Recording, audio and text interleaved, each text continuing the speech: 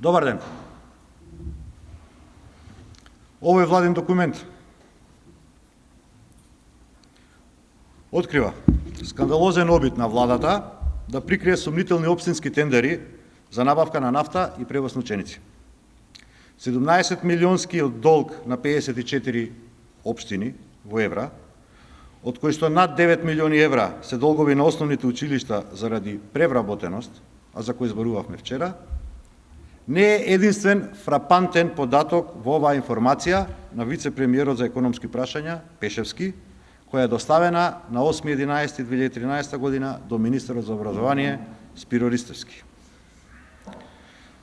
Покрај долгот во овој документ станува збор за 40 спорни општински тендерски документации.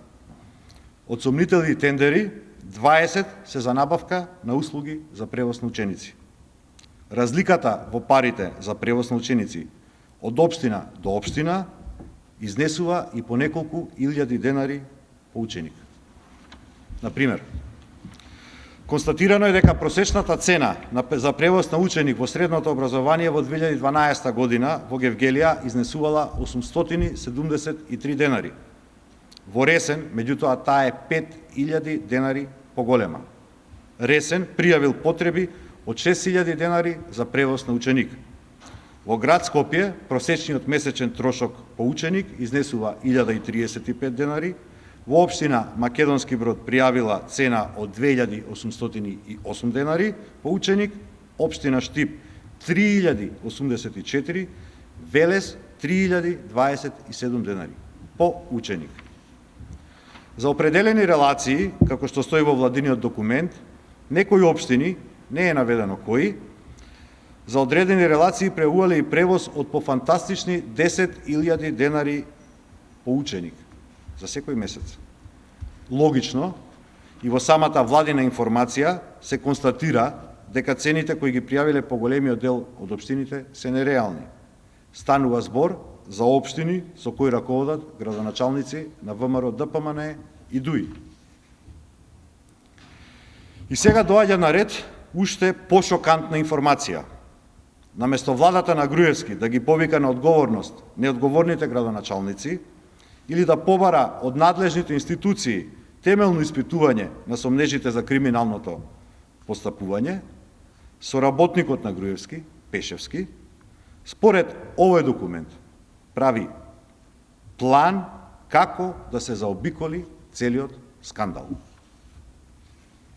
Еве ќе цитираме што е предвидено да направи работната група што се предлага во информацијата.